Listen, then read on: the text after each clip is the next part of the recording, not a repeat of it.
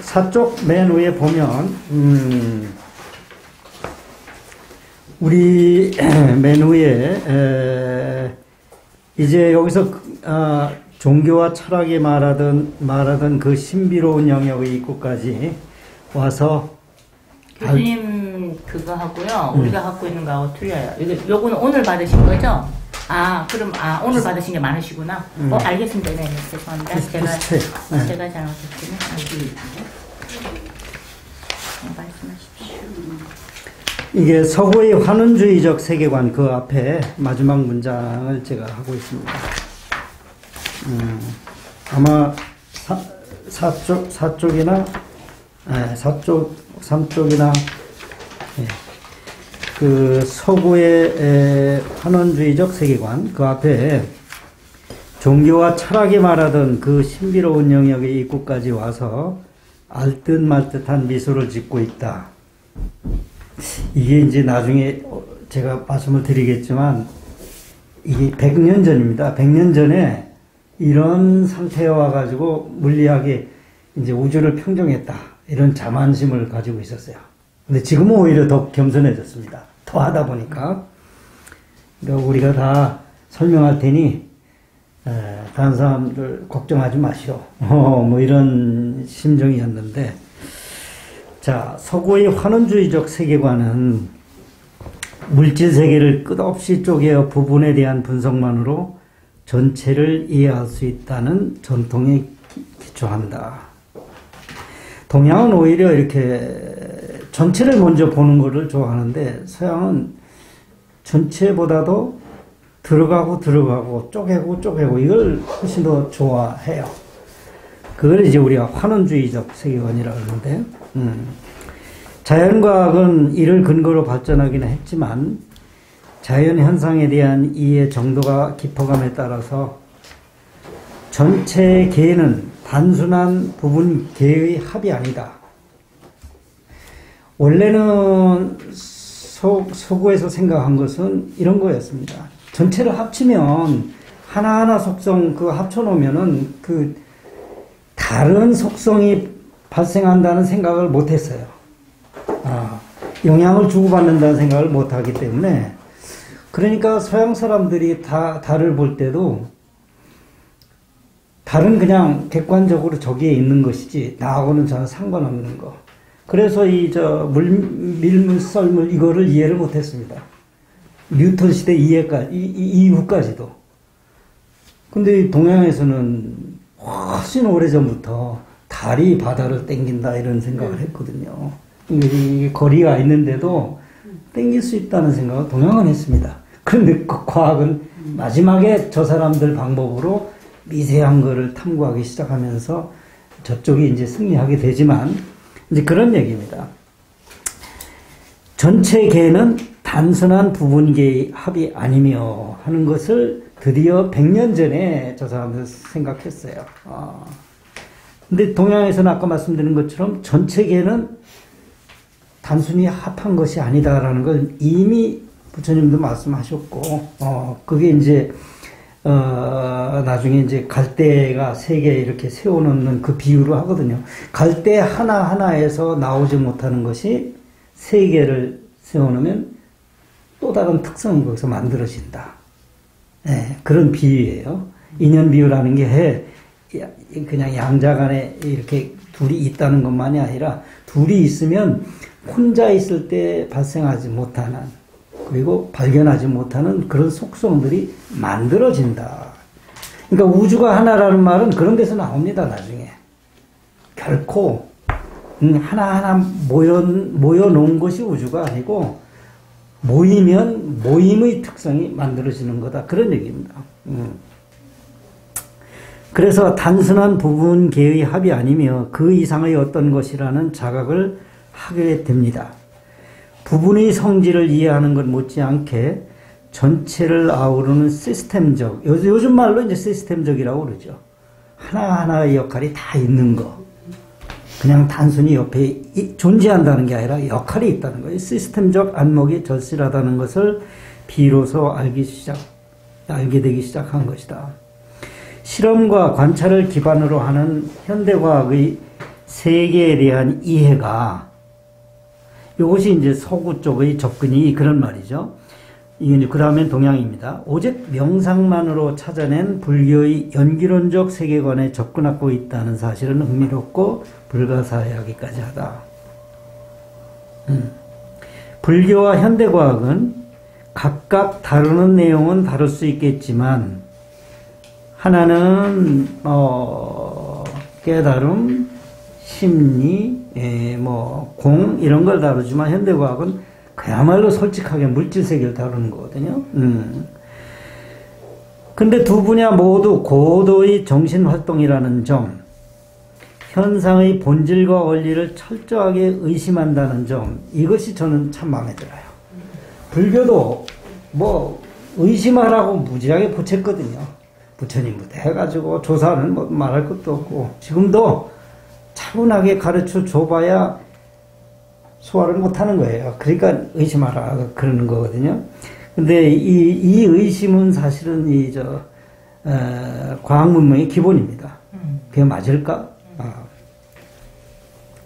예를 들어서요, 어떤 이제 솔루션 해가 나오면 그 답이죠. 그 무슨 식에서 이런 게 나와요. x제곱은 1 이런 게 나와요. 그러면 우리는 이제 수학을 간단한 수학이니까 그건 플러스 마이너스 1 아니에요. 근데 그 마이너스 1이 의미하는 게 전자라는 거예요. 전자, 음의 전하를 띠고 있는 전자예요. 그랬더니 당연히 그 식 가지고 의심하는 거예요. 그러면 자연이라는 건 대칭이라는 말도 있거니와 그렇지 않더라도 x제곱이 1이라는 게 자연을 기술하는 방식이었다면 마이너스 1이 하나의 해라면 플러스 1도 해인데 그러면 전자에 대응하는 뭐가 세상에 있어야 되지 않느냐. 실제로 발견이 됐고 노벨상 받습니다. 그것 때문에. 네. 그만큼 자연에 대한 의심을 이 상상으로 한 것과 밀접하게 그거를 부딪히게 해서 결과를 만들어내고 예상하고 실험도 하게 그 동력이 되고 이러는 것이 꼭 자연과학이에요. 그리고 그것은 굉장히 선에서 의심을 주는 것하고 대칭적이긴 하지만 이제 상대적으로 하나는 심리 문제, 우리 깨달음의 문제고 마음의 문제고 하나는 자연 세계에 관한 문제고 서양은 자연 세계의 문제만 쫙 내달았습니다. 왜냐하면 심리나 무슨 신비한 거 이런 거는 내 문제가 아니라고 생각했고 동양은 내 문제라고 생각해서 자기가 끙끙댔고 저기는 신이 다 알아서 해줄 건데 그거 가지고 뭐 하려고 그런 생각으로 저는 받아들였습니다. 그래서 실험과 관찰을 기반으로 하는 현대과학의 세계에 대한 이해가 오직 명상만으로 찾아낸, 이건 이제 동양이라고 그랬습니다. 불교의 연기론적 세계관에 접근하고 있다는 사실은 흥미롭다 얘기했고요. 불교와 현대과학은 각각 내용은 다르지만 두 분야 모두 고도의 정신활동이라는 점, 현상의 본질과 원리를 철저하게 의심한다는 점, 어떤 문제든 근원부터 다시 살펴보는 성성한 깨어있음과 또 어떤 선입견이나 편견도 버릴 수 있는 철저한 비판 정신을 근본으로 한다는 점에서 이 접근 방식이 매우 유사하다. 그 밑에 이제 아인슈타인의 얘기가 나옵니다만, 아인슈타인은 유대인 아닙니까 원래? 근데 어렸을 때는 유대인으로서의 교육도 받고 예배당도 가고 다 그랬는데 이제 크면서부터 의심이 생깁니다. 거기 이제 사쪽의 맨 밑에 이제 주위에 보면 구약 성서의 특수 교육 이런 것도 받는 모양이에요. 근데 그런 것이 이제 좀 나이가 들면서 그에게는 거기에 중간에 대중과학 서적들을 읽으면서 이렇게 얘기해요. 그리고 의심하게 되기 시작했다. 그래서 자유사상가가 되었다. 본인이 그렇게 얘기합니다. 좀 자유롭게 생각할 수 없느냐. 그것이 훨씬 더 자신에게 맞다고 생각을 한 거죠.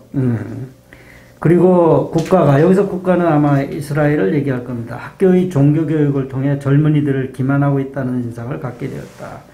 근데 이스라엘 뿐이 아니고 서구가 대체로 그랬죠. 그때는. 그래서 모든 종류의 권위를 의심하기 시작했다. 이것이 큰 의심을 해서 큰 결과를 만들어낸, 이 수행에서도 그런 얘기를 하죠. 의심 덩어리가 클수록 크게 깨닫는다.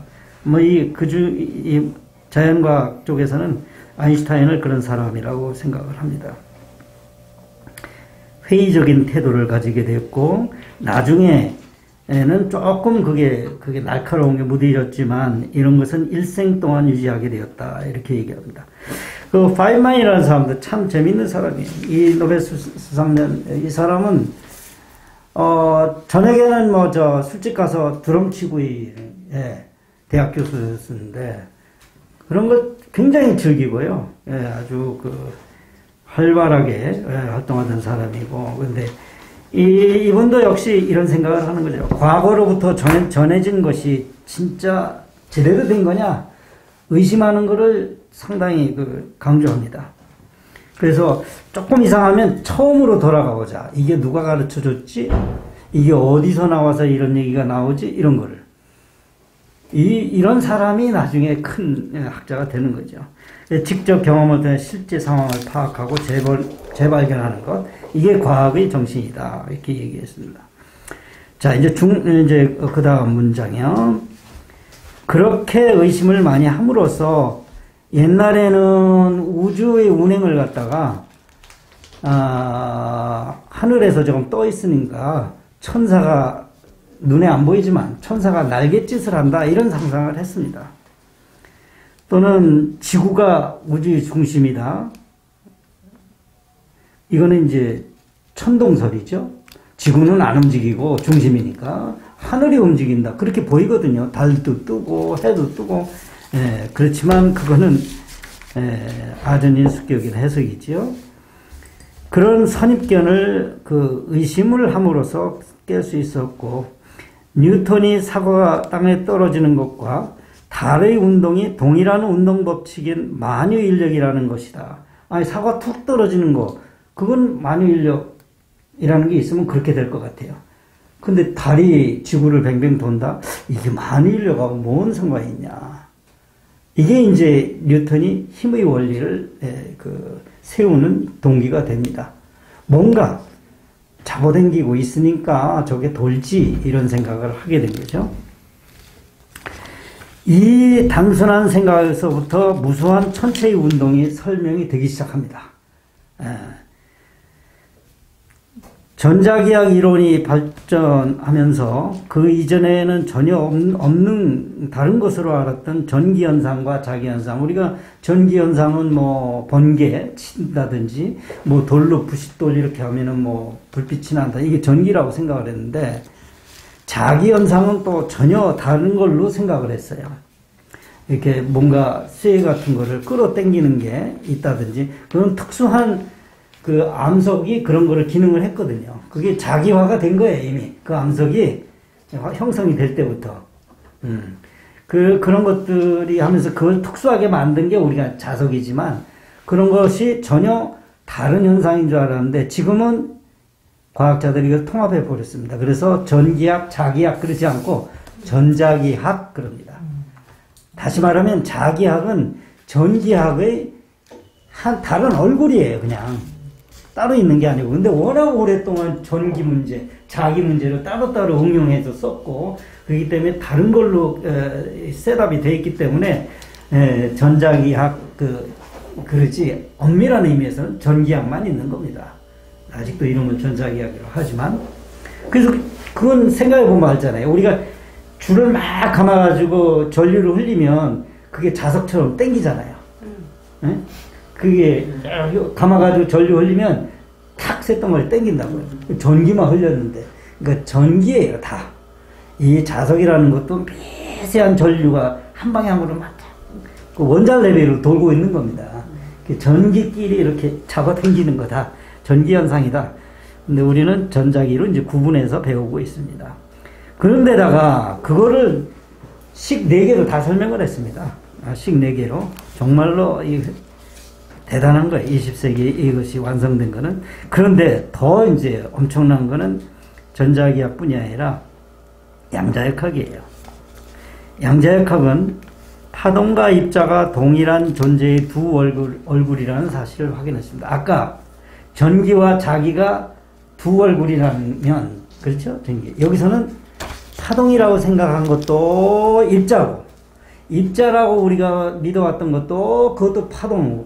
그래서 모든 물질의 기수라는 것을 파동함수라고 그래요. 양자역학의 파동함수. 그거 하나로 다 기수를 합니다. 그만큼 이제 양자역학이 파동과 입자를 이제 떼놓지 않고 하나로 다루기 시작한 거고요. 거기다가 이제 특히 아인슈타인의 업적이지만 상대성 이론, 이것은 시간과 공간이 절대적인 양이 아니라는 거예요. 우리가 뭐 가끔 무지하게 배고프면 막 1분이 1시간 같고, 누구 보고 싶어 하는 사람이 있으면은 뭐 정말로 1일 여삼추 그러잖아요. 하루인데 그냥 한 계절이 다 간 것 같다. 그거는 우리가 문학에서 쓰는 표현이지만 실제 물리학에서 그렇다는 거예요. 시간이라는 건 절대량이 아니고 그거를 느끼는, 우리는 이제 느끼는 그런 걸 잘 안 쓰지만 측정하고 있는 사람, 그걸 시간을 측정하거나 거리를 측정하는 사람이 입장에서 볼 때 그 사람이 어떤 상황이 있느냐. 심리학에서는 뭐 좋다, 싫다, 뭐 기분이 어떻다, 뭐 이런 얘기를 하지만 이 물리학에서는 그게 아니고 내가 지금 바라보고 있는 저것과 상대적으로 서로 가만히 있는 상태냐, 아니면 내가 달려가고 있느냐, 가까이, 아니면 멀어지고 있느냐, 이거에 따라서 그 물체의 크기라든가 시간, 이게 다 다르다는 거예요. 그러니까 얼마나 우주가 뭐 그래 상대적으로 움직이는 건데, 모든 것들이 지금 그러고 있는데, 그러니까 상대적인 시간과 공간이 실제한다. 그러면 이제 어떤 사람은 그럴까요? 항상 이게 문제예요. 과학이 이렇게 얘기하면, 그거는 인간이 안이비설신이 눈이 있고 귀가 있고 그래서 그 측정하는 도구가 한계가 있어서 그렇다. 하느님 입장에서나 부처님 입장에서 보면 그 다 우리하고 다르게 볼 것이다. 자, 여기서 이제 물리학이나 과학의 한계를 분명히 인정합니다. 물리학이나 과학은 그걸로 넘어가면 심리학이고 종교고 그렇지, 우리는 스탑. 우리 오관으로, 또는 마지막은 오관입니다. 그 다음에 우리가 논리적으로 개발한 측정 기구에서 측정되는 양을 우리는 자연이 우리한테 준 사실이기 때문에 그것만 믿는다. 이게 자연과학입니다. 가끔 우리는 자연과학도이면서도 사람이잖아요. 심리 상태도 있고 뭐 상상도 할 수 있고, 그런데 자연과학은 분명히 거기가 한계가 있습니다. 그렇게 측정된 것이야말로 모든 사람이 동일한 조건이면 다 그렇게밖에 측정이 안 되는 거. 그래서 강력하기도 하죠. 실제로 일어나게 하는 거니까. 근데 심리는, 여기 심리 전문가들이 다 하시는데, 심리는 그렇게 얘기하는데 내가 그런 상태면 반드시 그렇게 느끼는가? 그걸 얘기하기가 참 힘들어요. 근데 자연과학은 그렇지 않으면 정설로 받아들이지 않습니다. 그래서 그런 한계가 있으면서도 자연과학이 투박하죠. 그래서 밀접하게는 서로 독립적이지 않으며 물리학자 뉴턴과 철학자 칸트, 이 사람들만 해도 오래된 사람이에요. 그래서 이 사람들은 그런 걸 받아들이기가 힘들었어요. 세상에 하느님이 만들어놓은 뭔가 고정적인 게 딱 있다고 생각을 했지, 사람이 그거를 본다, 느낀다, 측정한다, 이런 거에 따라서 달리 측정이 된다, 이런 거는 상상을 못했습니다. 그러니까 뉴턴이 굉장한 업적을 달의 운동이나 천체의 운동 이런 거를 식 하나로, 만유인력 식 하나로 했지만 이 점에서는 끝까지 양보를 못하고 죽었어요. 이해를 못하고 죽었습니다. 칸트도 마찬가지, 철학자 칸트도. 선언적 절대적 시공간 개념을 가지고 있었기 때문에. 네, 20세기에 와서 이런 소리를 철학자조차도 하질 않아요, 이제는. 그건 창피한 얘기거든요. 그게 무슨 의미가 있는데, 우리에게.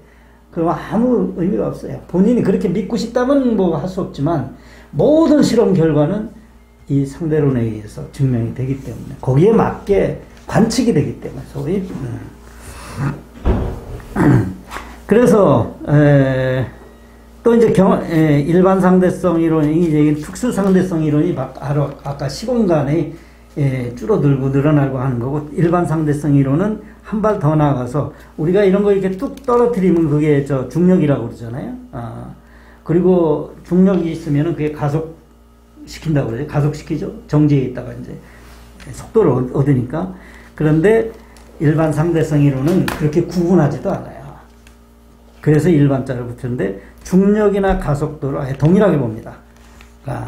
가속도는 지구가 잡아당겨서 가속도가 생긴다고 그러는데, 지구가 아니고 딴 종류에 의해서 잡아당겨도 똑같다는 거예요. 그러니까 중력, 가속도를 구분하지 않는다. 여기 가면 이제 일반 상대.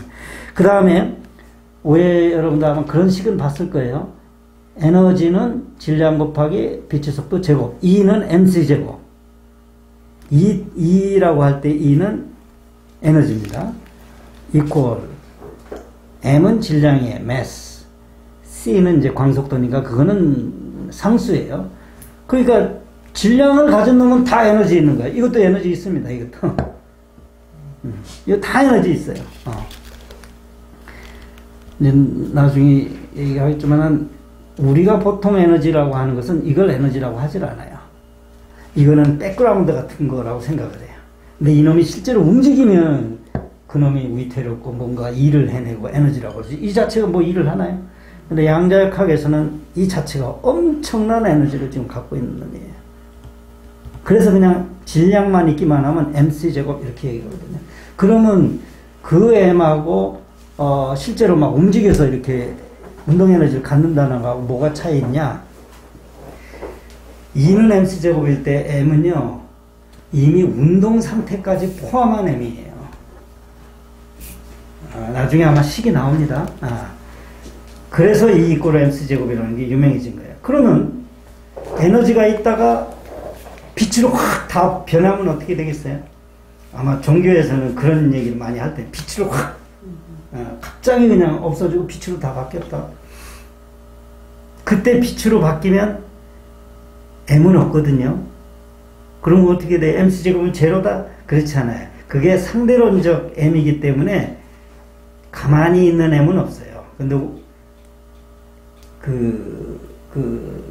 에너지 값은 나옵니다. 그건 뒤에 식이 나오니까 한번 얘기하고. 어쨌든 간에 mc제곱 하나로 세상의 에너지를 다 설명해 버렸어요. 이게 이제 아인슈타인의 또 굉장히. 거기 그 m은요, 그냥 상수가 아니에요. 내가 m을 갖고 있다 그러는 것은 이 정지할 때의 m과 내가 막 달려갈 때의 m, 질량, 이게 달라요. 그런 다른 질량입니다. 그때 mc제곱. 그러니까 이미 운동하고 있는 에너지도 포함이 된 거예요. 그 시계는. 뒤에 식이 나오니까 또 한번 얘기. 어쨌든 간에, 아이고, 일반 상대성 이론까지 나오니까 세상 전체의 문제가 설명이 굉장히, 치밀하게 다 되네. 여태까지 그냥 따로따로 놀는 것들이. 자, 이제 마무리 지으면 이 챕터에 서양 문화는 그래서 이원론적입니다. 항상 이원론적이라는 것은 두 가지가 항상 이 대립되는 개념이 있다는 거잖아요. 선과 악, 음과 양, 뭐 이런 등등의. 그 다음에 뭐 수적으로 봐도 플러스 마이너스. 원래 마이너스 개념은 서양에 없었어요. 영의 개념은 더더군다나 없었고, 근데 그 영의 개념이 도입된 게 동양에서 도입이 됩니다. 당연히 동양은 영이 더 중요해요. 네. 그렇듯이 서양은 두 가지만 항상, 지금도 이진법으로 모든 세상을 설명하잖아요. 근데 이진법을 뭐라고 그러냐면 0과 1이라고 그래요. 보통 컴퓨터에서 0, 1, 0, 1. 그래서 001, 011 이런 건 뭐냐 이렇게. 그런데 이제 저는 개인적으로는 0과 1 이진법보다는 플러스 마이너스 제로 3지법이 더 좋겠어요. 제로가 저는 불교에서의 중도라고 생각을 해요. 어쨌든 그건 나중에 또 얘기합시다. 서양 문화는 이원론적이에요. 선과 여기서부터 출발합니다. 그리고 분석적이고 미래지향적입니다. 동양 문화는 거기에 비해서 전일적이고 이원론적이 아니에요. 그리고 이 태극기 같은 것도 항상 빨간 거하고 파란 거가 탁 붙어서 하나의 원만한 걸 만들잖아요. 그런 걸 좋아해요. 동양은 이원론적인 게 대결적인 게 아니고 보완적인 건데 서양에서는 그렇지 않아요. 그래서 그거를 이제 전일적이라고 그래요. 두 개가 있는 듯 하지만 하나로 통합하는 거. 직관적이고 현세관조적이다. 미래를, 그러니까 천국에 가기 위해서 지금 굶거나 그것 때문에 뭐 행동을 못하거나 이런 것이 이제 기독교적 사고라면 동양에서는 아주 지극히 현세관조적입니다. 지금 하면 되는 거예요. 지금 당장. 나중에 천국에 가면 가는 거고. 그래서 천국에 대해서 별로 겁을 안 먹는데 서양 사람들은 아주 이원론적인 게 익숙해서 몸에 배서 선악의 개념이. 이 지금 시대의 대표적인 게 미국이죠. 굉장히 굳어져 있습니다. 이런 생각에. 제가 미국에 갔을 때 그 시카고 쪽에 중부에는 아주 크리스찬 아주 근본주의자들이 있었는데 그 사람들은 하나님이 지금 보고 있다고 그래서 화장실도 위에 덮개가 없고요. 밑에도 이만큼 무릎쯤 나오게 터놨어요. 하나님이 못 볼까 봐. 아니, 그 정도 못 보는 하나님은 난 믿지도 않겠네. 아니, 그건 뭔 얘기냐면, 근본주의자들은 그렇게 이원론적으로 생각해요. 선과 악, 음과 양, 그래서 빛과 흙, 이런 식으로. 동양 사람들은 그게 이렇게 체질적으로 맞진 않아요. 서양이 그래서 자연과 인간의 문제를 부분적, 대립적 개념을 토대로 변증법적 해결을, 너무 어렵나요? 제가 철학자도 아닌데 말을 이렇게 어렵게 쓰네요. 해결을 부단히 시도해 왔다면 동양은 전체적, 조화적 개념을 토대로 연기론적 해소, 여기에서 두 가지가 단어가 해결이냐 해소냐. 해결에 문제가 있어야 해결이거든요. 근데 그러니까 안 되면 신이라는 개념을 끌어들여서라도 해결해야 됩니다. 그게 서양 사람들의 논리고 동양은 반드시 되물어 봐요.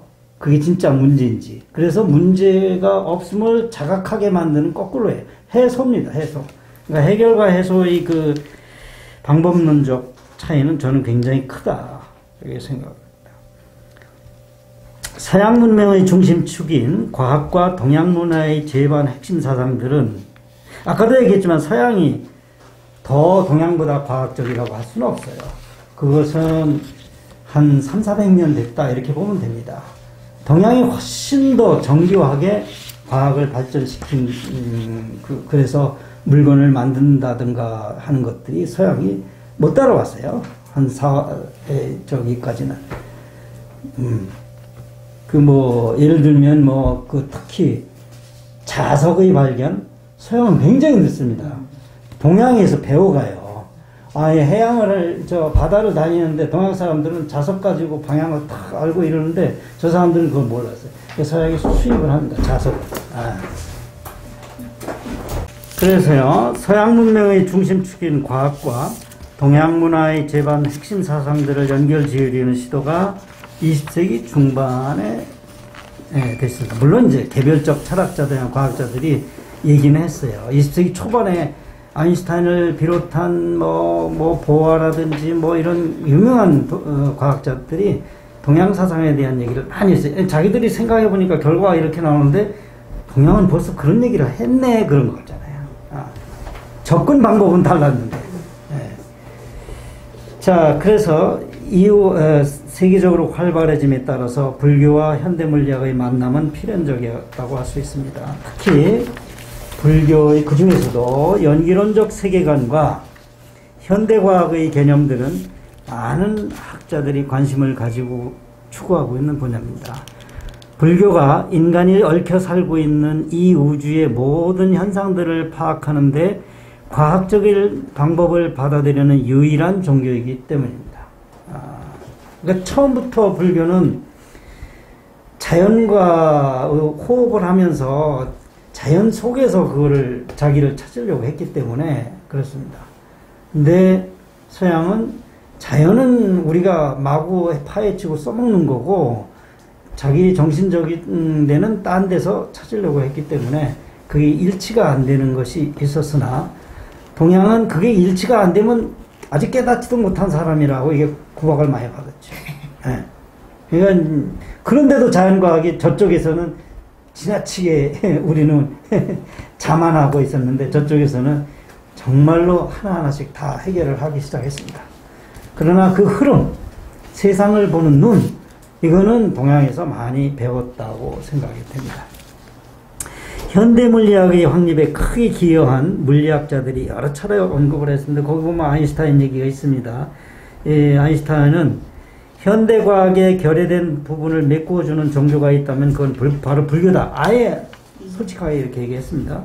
불교는 미래지향적인 우주적 종교에서 기대할 수 있는 그런 특성을 갖췄다. 아까 말씀드린 것처럼 불교는 내 문제나 물질만의 문제를 아는 게 아니고 우주를 얘기하고 있었어요. 그리고 인격신을 초월하고 교주주의 신학을 벗어나 자연과 영성을 함께 아우르고, 이 뭐 표현이 이제 그 서양적이지만 자연적 영적 차원의 만물을 의미 있는 하나로 느끼는 체험, 그래서 우러나오는 종교적 감각이 비관한다. 이게 주 5에 나오는 겁니다. 그 다음에 보아, 아인슈타인하고 많이 대치됐던 보아도 이런 얘기. 원자이론의 가르침에 대응하기 위해서는 우리는 서가모니 부처나 노조와 같은 사상가들이 일찍이 부딪혔던 인식론적 문제.